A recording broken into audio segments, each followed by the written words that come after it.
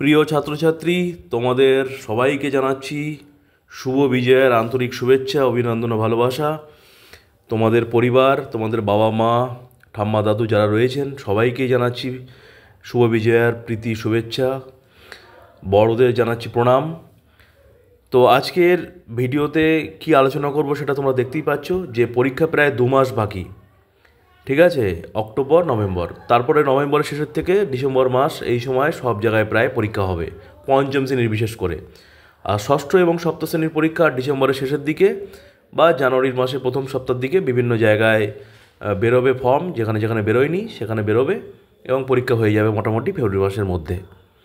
তো এখন প্রশ্ন হচ্ছে যে স্যার, পরীক্ষায় প্রায় 2 মাস বাকি, এই মুহূর্তে নিজেকে কীভাবে তৈরি করব। তা যে কথাগুলো বলবো ভালো করে একটু মন দিয়ে শোনো।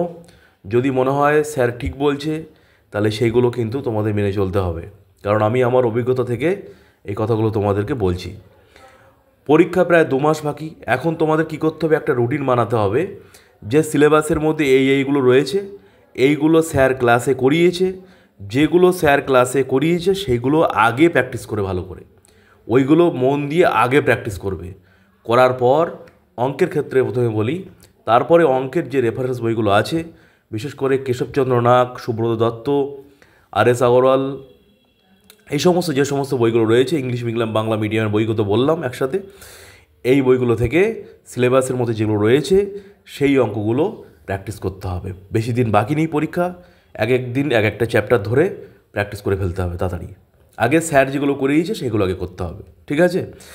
অঙ্কটা কমপ্লিট হলো, তারপরে যখন অঙ্ক করতে ভালো লাগবে না, অঙ্কের মধ্যে জিওমেট্রি বা জ্যামিতি যেগুলো আছে সেই জ্যামিতিটাও তোমরা প্র্যাকটিস করে নিলে। যারা পঞ্চম শ্রেণী পর্যন্ত পরীক্ষা দেবে, জ্যামিতির কোনো ড্রয়িং দরকার নেই। ষষ্ঠ শ্রেণী বা সপ্তম শ্রেণী তোমরা যারা পরীক্ষা দেবে, তোমাদের কিন্তু জ্যামিতির ড্রয়িংগুলো দরকার আছে, সিলেবাসের মধ্যে ড্রয়িং আছে, সেগুলো কিন্তু সব করতে হবে। ক্লাসে কিন্তু বলা হয়েছে, শেখানো হয়েছে, সেগুলো করতে হবে, ঠিক আছে? এবার হচ্ছে ইংলিশ আসি। ইংলিশে সিলেবাসের মধ্যে যেগুলো রয়েছে সেগুলো তোমরা ইংলিশে যে সমস্ত রেফারেন্স বইরা রয়েছে, মডেল প্রশ্ন, স্যাম্পল প্রশ্ন, মক টেস্টের প্রশ্ন যেগুলো দেওয়া হচ্ছে, বা নরেন্দ্রজ্যোতি টিউটোরিয়ালে প্রায় 2000-এর উপরে ক্লাস রয়েছে, প্রচুর ক্লাসের অনেক কিছু নোটপত্র দেওয়া রয়েছে, সাজেশন দেওয়া রয়েছে, আগের পুরোনো ভিডিওগুলো দেখতে পাবে, রিসেন্ট ভিডিওগুলো দেখতে পাবে, সেইগুলো বাড়িতে ভালো করে প্র্যাকটিস করো।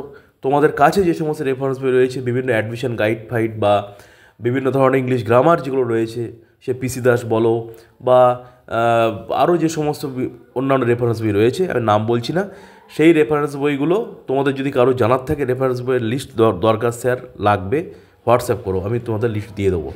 তাই এই রেফারেন্স বইগুলো থেকে ভালো করে সিলেবাসের মধ্যে যেগুলো রয়েছে সেগুলো প্র্যাকটিস করো।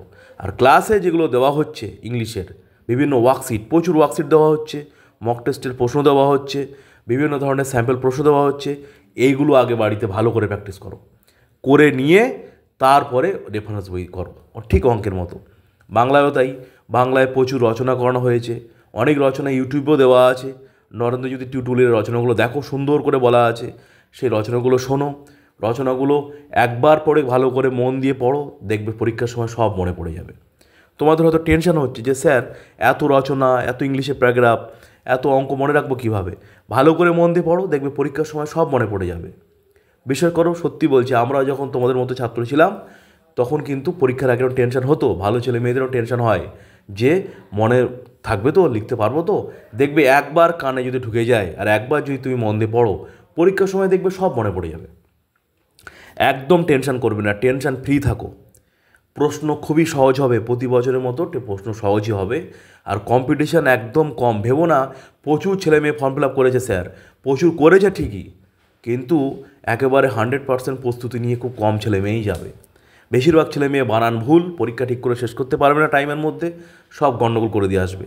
মাথা ঠান্ডা রাখো, যুদ্ধে জয়লাভ করতে গেলে মাথা ঠান্ডা রাখা খুব দরকার, এটা মনে রেখো।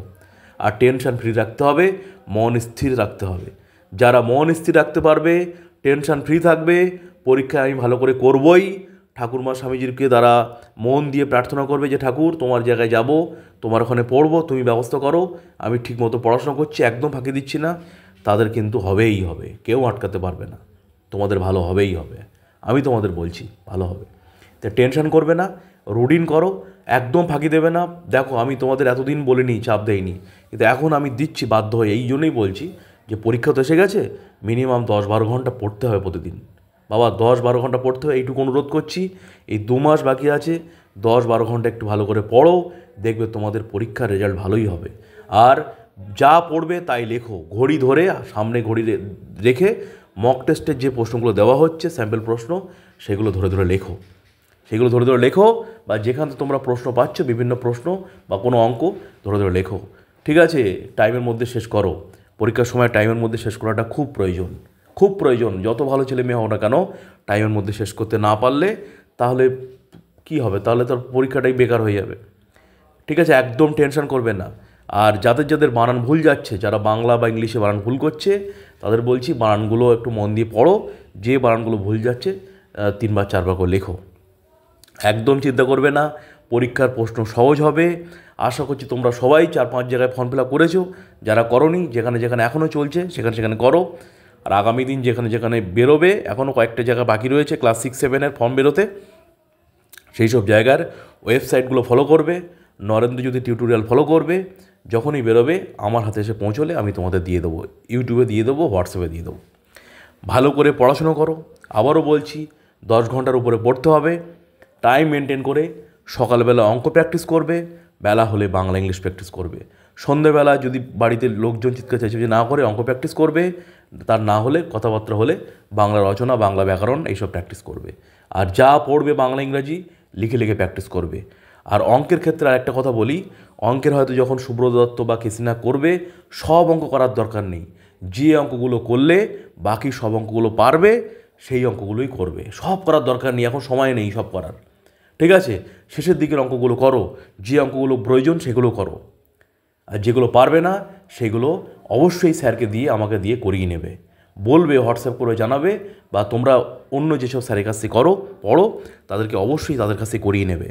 ভালো করে পড়াশোনা করো, একদম টেনশন করবে না। কেউ ভয় দেখালে প্রশ্ন কঠিন হবে, কঠিন হবে, তাদের থেকে দূরে থাকো। ভালো করে পড়াশোনা করো, দেখবে পরীক্ষা ভালো হবে। এই টেনশান ঢুকিয়ে কিন্তু তোমাদের মাথার মধ্যে টেনশান অনেকে ঢুকিয়ে দেবে, যাতে তোমরা পরীক্ষা ভালো না হয় তোমাদের। ঠিক আছে, কষ্ট করে পড়াশুনো করছো, ঠাকুরমাকে স্বামীজিকে ধরে আছো, সিলেবাস হাতের সামনে রয়েছে, ইউটিউব চ্যানেলে বলা হচ্ছে বারবার কেমন প্রশ্ন হবে, মক টেস্টের প্রশ্ন, স্যাম্পল প্রশ্ন দেখতে পাচ্ছ, বই রয়েছে হাতে। চিন্তা কিসের? কিসের চিন্তা বলো? কিসের চিন্তা? যত টেনশন করবে তত কিন্তু পরীক্ষা ভুল হয়ে যাবে, খারাপ হয়ে যাবে। তাই বারবার তোমাদের প্রিয় ছাত্রছাত্রীরা, তোমাদের প্রত্যেককে আমি বলছি, তোমরা যারা কষ্ট করে পড়াশুনো করছো সবাইকেই বলছি, ভালো করে পড়াশোনা করো, দেখবে ভালো রেজাল্ট করে তোমরা মিশনে আসতে পারবে, 100% আসতে পারবে। তোমাদের জন্যই তো মিশন। ঠাকুরমা, স্বামীজি, মহারাজরা, আমরা স্যারেরা তো এই জন্যই তোমাদেরকে কষ্ট করে পড়াশুনো করাচ্ছি এবং চাই যে তোমরা ভালো ভালো ছেলেমেয়েরা আসো মিশনে, মিশনকে সমৃদ্ধ করো। ঠিক আছে, আসো, ভালো হবে, কোনো চিন্তা নেই। আর তোমাদের বাবা মাকে, অভিভাবকদের কাছে অনুরোধ, একদম টেনশন করবেন না। আর যদি মনের মধ্যে টেনশন আসেও, সেই টেনশন ছেলে মেয়েকে বুঝতে দেবেন না, তার উপর যেন প্রভাব না পড়ে। ঠিক আছে, টেনশন ফ্রি থাকার চেষ্টা করুন। আমি হয়তো বলছি টেনশন করতে না, কিন্তু আপনাদের টেনশন হয়তো হতেই পারে, কারণ টেনশন ফ্রি বলা মুখে যতটা সহজ, হওয়া অনেক কঠিন। তাই চেষ্টা করুন টেনশন ফ্রি থাকা, ঠিকভাবে কর্তব্যকর্ম করান, মানে কর্তব্যকর্মটা করুন ভালো করে, ছেলে মেয়েকে ভালো করে প্র্যাকটিস করান, দেখবেন ওদের পরীক্ষা ভালো হবে। বারবার বলছি, পুরনো পড়া রিভিশন দাও, যে অঙ্কের বইগুলো বললাম, ইংলিশ বাংলাগুলো ভালো করে করো। যেগুলো এখনও করানো হয়নি, তোমার মনে হচ্ছে এটা করালে ভালো হয় স্যার, সেগুলো করিয়ে নেবে পরীক্ষার আগে। আর প্রচুর মক টেস্টের প্রশ্ন করানো হবে, প্রচুর স্যাম্পল প্রশ্ন করানো হবে। একদম চিন্তা নেই, পরীক্ষা ভালো হবে। একদম রেডি করে পরীক্ষার সময় পাঠানো হবে, নো টেনশন, একদম চিন্তা করবেন না।